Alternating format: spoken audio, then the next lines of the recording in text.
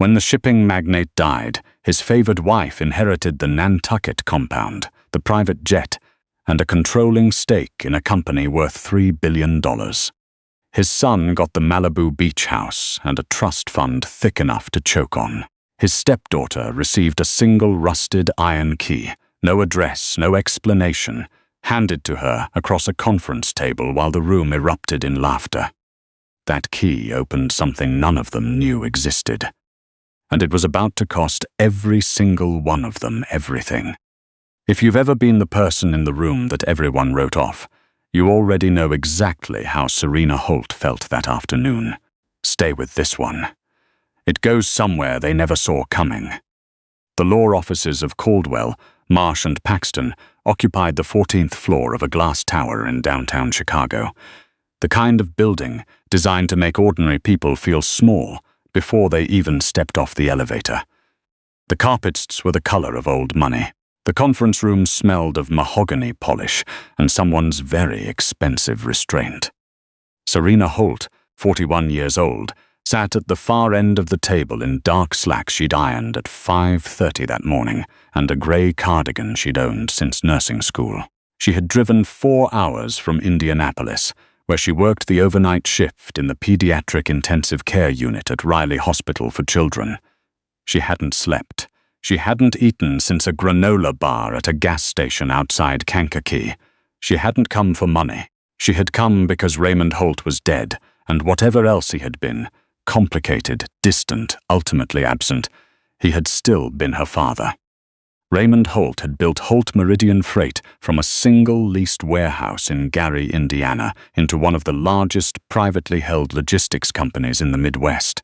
A network of trucking routes, cold chain distribution centers, and river port contracts generating somewhere north of $3 billion in annual revenue. He had been ferocious in business, private to the point of paranoia in life, and in the years since his second marriage, almost entirely unreachable to the daughter from his first. Serena's mother, Carol Ann Holt, had died of a brain aneurysm when Serena was 27. 6 months later, Raymond married Vivian Ashby, 34 years old, his former executive assistant, with a smile that never quite reached her eyes. Within 2 years, Serena had been quietly excised from every family event, every holiday table, every business dinner. Raymond never called to explain. Serena stopped waiting for him to. She had rebuilt her own life with her own hands. Student loans, a nursing degree, a second certification in pediatric critical care, a small apartment and a job she was genuinely good at, saving small lives in a unit where the stakes were the highest they could possibly be. She had not seen Raymond in 6 years. She had not expected to be in his will. She was right not to expect much. Vivian sat at the head of the table in a charcoal acris suit, dark hair pulled into a perfect chignon, her grief performing itself beautifully through a pair of enormous Dior sunglasses she had not removed since arriving. Beside her sat Fletcher Ashby, Vivian's son from a previous marriage, 29 years old, who had been quietly installed as Holt Meridian's VP of Operations 3 years prior, despite having no discernible qualifications beyond the last name his mother had recently acquired. Fletcher was scrolling his phone with one ankle propped on his knee, radiating the specific boredom of someone who already knew exactly what was coming. Graham Sutton, Raymond's attorney for nearly 3 decades, sat at the center of the table, 70, white-haired, with the kind of stillness that comes from having delivered devastating news in composed voices for most of your adult life. He opened a leather folio and did not waste time. He read methodically.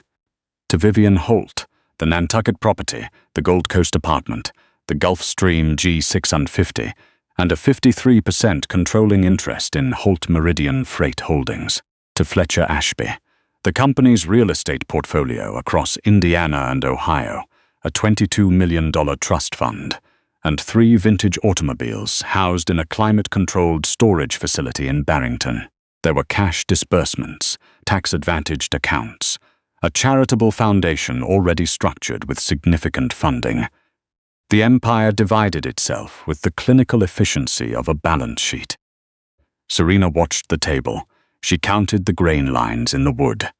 She breathed in through her nose, out through her mouth, the same rhythm she used in the PICU when a child was coding, and she needed her hands to remain completely steady. Graham turned a page. "To my daughter, Serena Carol Holt," he read, his voice neither softer nor harder than it had been for anything else. "I leave one iron key manufacture date approximately 1940, currently held in my personal effects. She will know what to do with it, because she is the only one of us who ever learned how." The room was quiet for exactly 1 second. Then Fletcher laughed, a short, sharp bark of genuine amusement. He set his phone face down on the table, like he needed both hands free to fully appreciate the moment. Vivienne did not laugh. She tilted her head slightly, the way a bird does when it has spotted something beneath it, and her mouth curved into a slow, patient smile. It was worse than laughter. It was the smile of someone who had been waiting a long time for this specific outcome and was now simply collecting it. "A key," Vivienne said, her voice perfectly modulated. "To what, your locker at the Y?" Fletcher made a sound in his throat. Graham reached into the breast pocket of his jacket and produced a small envelope, the kind used for hotel key cards. He slid it down the length of the table. It came to rest in front of Serena. Inside was a key unlike anything she had expected, heavy, wrought iron, maybe 4 inches long, with a worn bow and a simple 3-toothed bit. The kind of key you found in antique shops. The kind of key that belonged to a different century. "That concludes the distribution of Mr. Holt's estate," Graham said. The heat rose in Serena's chest before she could stop it.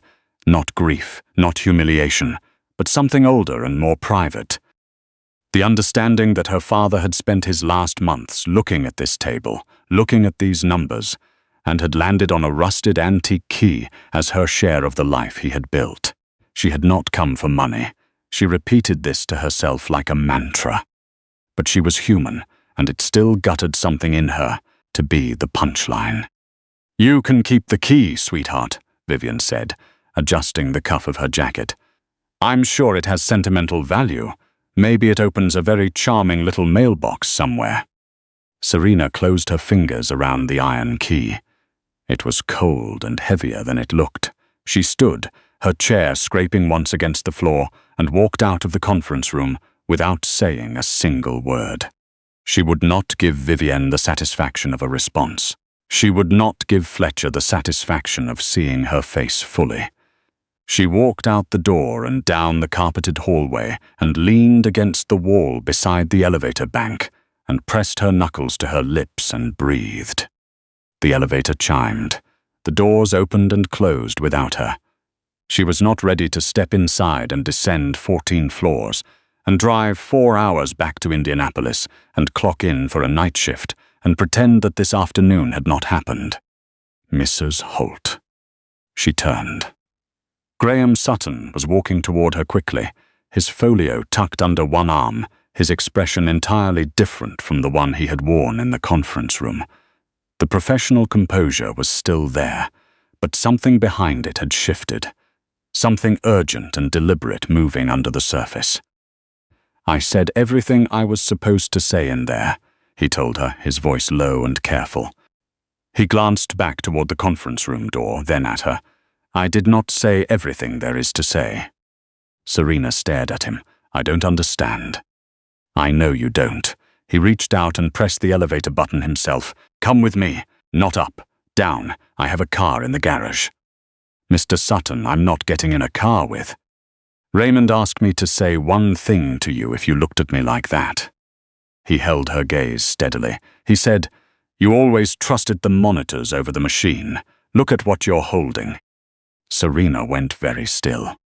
In the PICU there was a saying she repeated to every new nurse she trained. "The monitors tell you what the machine says is happening.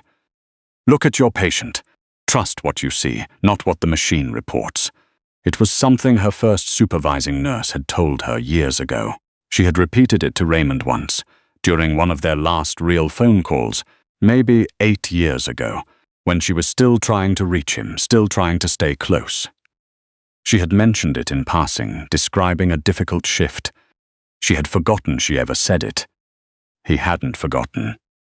She got in the car. Graham drove a dark blue Volvo. Not a town car, not a hired vehicle, just his own car, a little worn on the passenger seat, a parking stub from a hospital still folded in the cup holder. He took I-90 east out of the city, merged onto I-65 south, and drove without turning on the radio. "Your father came to me 3 years ago," Graham said, once they had cleared the skyway. He had begun to notice discrepancies. Small ones at first. Expenditures routed through subsidiary accounts that should not have existed, inventory reports that didn't match physical audits. He hired an outside forensic accountant, someone I brought in personally, someone Vivienne didn't know. What we found was approximately $40 million in diverted funds over a 26-month period. Fletcher's operational access was the vehicle. Vivienne was directing it. Serena watched the highway scroll past. He could have pressed charges. He tried to position himself to do exactly that. And then he had his first cardiac episode. Graham's hands tightened briefly on the wheel. The cardiologist at Northwestern was puzzled. Raymond's underlying health was actually quite good for 71. The episodes didn't fit the profile. We brought in a private toxicologist, a colleague of mine from Johns Hopkins. She found consistent traces of a medication in Raymond's bloodstream that had not been prescribed to him. Something that, at low sustained doses, mimics the symptoms of cardiac arrhythmia and early vascular decline. It would never flag in a routine autopsy. The highway unspooled. Serena realized her hands were shaking and pressed them flat against her thighs. He was being poisoned. Slowly, in a way designed to cloud his judgment, give Vivienne grounds to challenge his competency, and ultimately trigger the succession clause in the operating agreement. Once he was declared mentally incapacitated, control of Holt Meridian would have transferred to the board, a board Vivienne had spent 2 years packing with her own appointments. Graham exhaled. He figured it out approximately 20 months before he died. By then, he was too physically weakened to fight it legally without tipping his hand. Vivienne had already compromised 2 of the junior partners in my firm. People with access to his filing history. He didn't trust anyone inside the structure. So he went outside it. He went entirely off the grid. Graham took the exit for a 2-lane state highway heading southeast. Over the last 3 years, Raymond liquidated a series of assets that Holt Meridian's books never fully tracked. Mineral rights he'd held personally since the 1990s, a portfolio of commercial paper, a collection of bearer instruments. He converted everything into physical holdings and moved them through a series of blind trusts to a property that does not appear on any public county record. He purchased it 22 years ago through a holding company registered in Delaware. The deed transferred to your name at 9 o'clock this morning. Serena turned to look at him fully. "What property?" "You'll see it when we get there." They drove for another hour and 40 minutes, southeast through the flat farmland of central Illinois, across the border into Indiana, then south toward the Ohio River. The landscape changed, the wide flatness giving way to low rolling hills, the highway narrowing to blacktop, then to gravel. The last 15 minutes, Graham navigated by memory down a dirt track between 2 walls of mature hardwood trees, bare November branches making a lattice overhead. No cell signal, no GPS lock, just the creak of gravel under tires and the low winter sky pressing down. They came to a stop at a gate. It was not dramatic the way Serena had been bracing herself for. No wrought iron scrollwork, no stone pillars. Just a heavy steel farm gate, the kind farmers used to keep cattle in, padlocked with a modern commercial lock that looked entirely out of place against the weathered gate rail. There was no key slot, there was a code box. "Look at the key," Graham said quietly. Serena had been holding it in her fist since the parking garage. She opened her hand. In the low afternoon light, she could see now what she hadn't seen under the conference room's recessed lighting. The bow of the key, the round loop at the top, was not solid. It was a hollow oval, the metal worked so finely that the seam was nearly invisible. She ran her thumbnail along the interior edge. There was a seam. She pressed, and the bow split open on a hairline hinge, the two halves separating to reveal a hollow channel barely wider than a guitar string.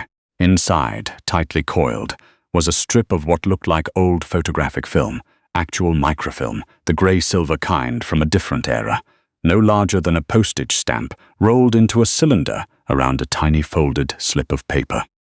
Her hands were not shaking anymore.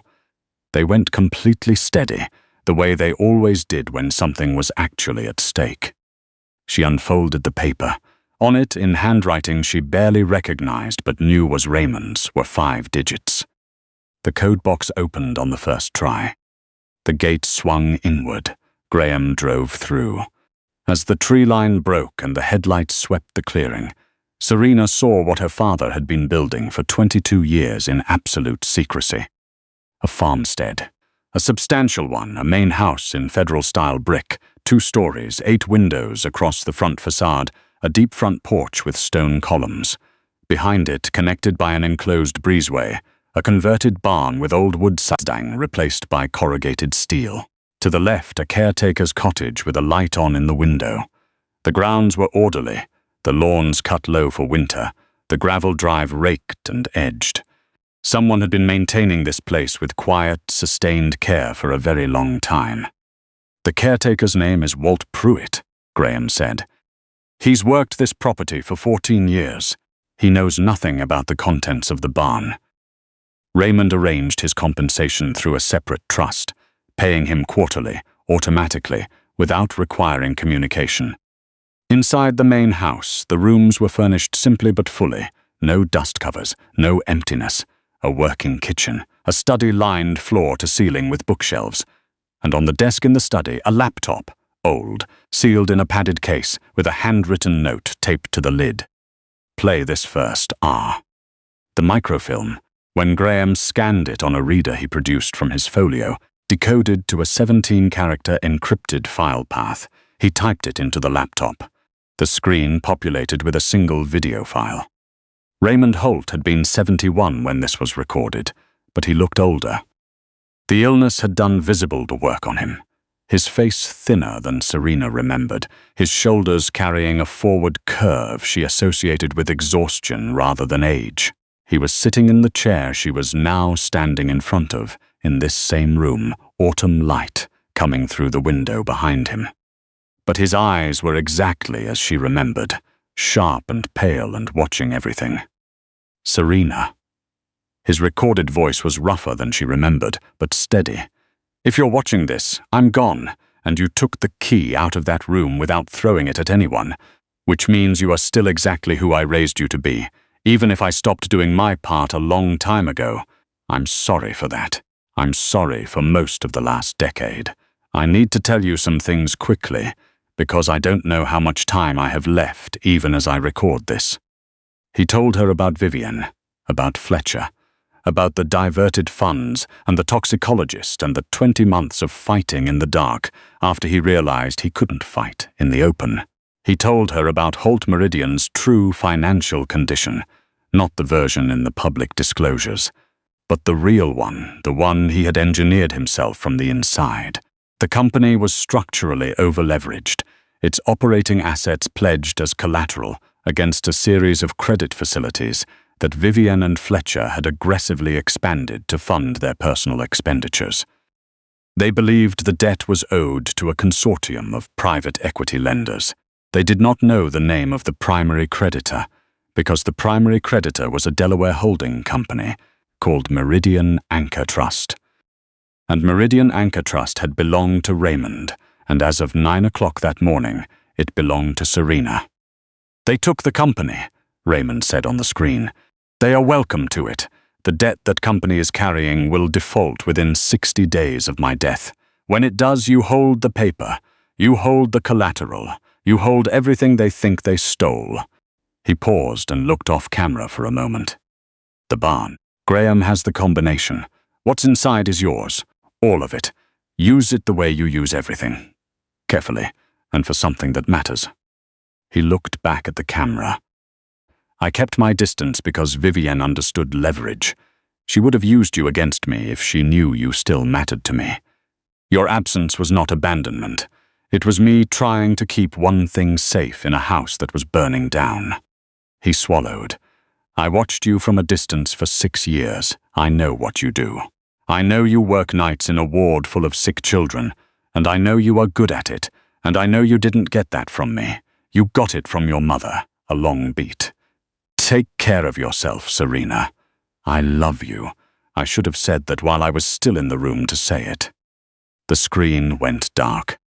Serena stood in her father's secret study, in a house no one knew existed, holding a rusted key and $2 billion worth of reasons to never fall apart again. Graham was waiting in the doorway. The barn, she said. Her voice came out lower than usual, scraped clean of everything except what was necessary. Show me. The barn's steel walls concealed a reinforced concrete interior, lit by industrial LED panels that hummed to life on a motion sensor. It was not decorative. It was a working repository.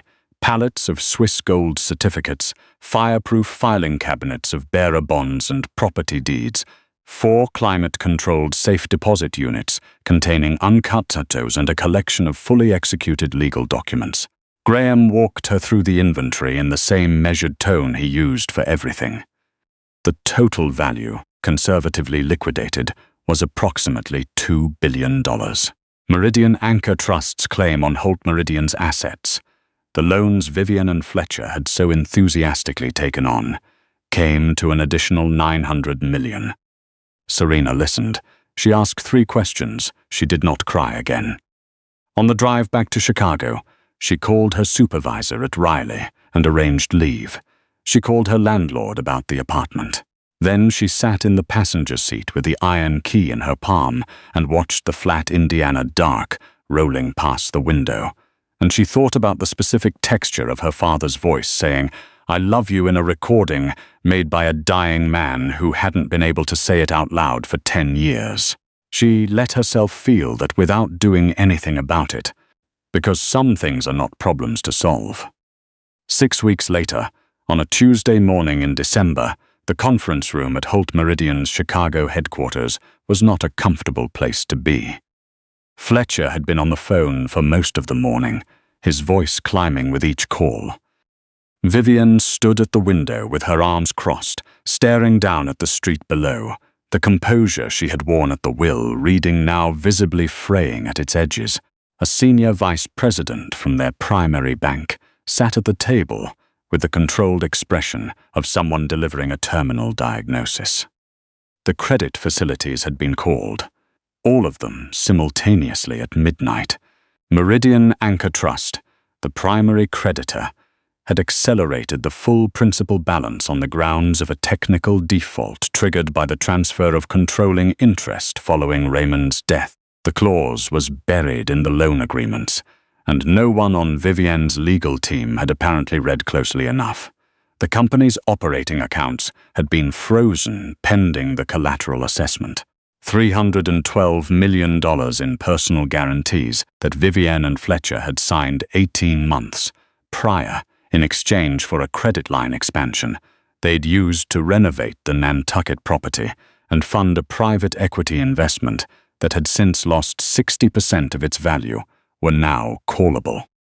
They did not know who owned Meridian Anchor Trust. They had tried to find out.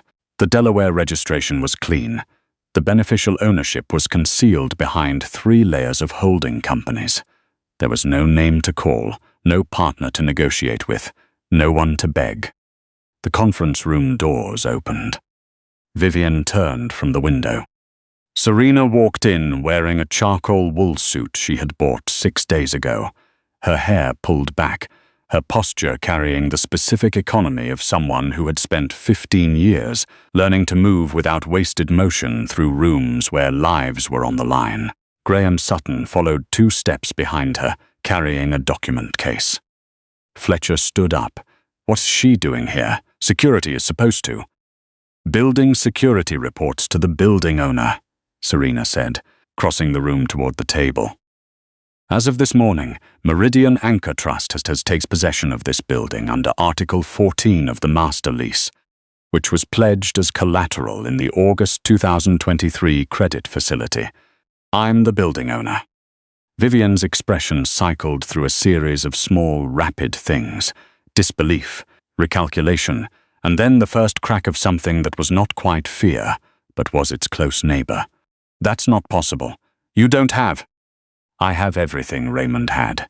Serena sat down at the head of the table, Raymond's chair, the one Vivienne had occupied at the will reading, and Graham opened the document case and began sliding certified copies down the length of the mahogany surface. Meridian Anchor Trust, the deed transfers, the full loan documentation, including the personal guarantees you both signed, the forensic accounting files from the 3-year audit Raymond commissioned privately, the toxicology reports from the Johns Hopkins analysis. She paused. The FBI received their copies yesterday morning. The U.S. Attorney's Office in the Northern District of Illinois received theirs at the same time. The banker from the bank was very quietly gathering his papers. "This is fabricated," Fletcher said, his voice unsteady. "You can't just walk in here and—" "Fletcher." Serena looked at him directly. "I work nights in a pediatric ICU. I have done that for 11 years. I have sat with parents at 2 in the morning and told them things no person should have to hear, and I have not flinched, because flinching doesn't help anyone. I am telling you right now, clearly and without any drama. You are personally liable for $312 million. The FBI is currently executing a search warrant on the Nantucket property, and you do not have a single unencumbered asset left to your name. This is not a setup. This is a consequence." Fletcher sat back down. For the first time in Serena's memory, he looked like he understood something. Vivienne had not moved from the window. Her arms were still crossed.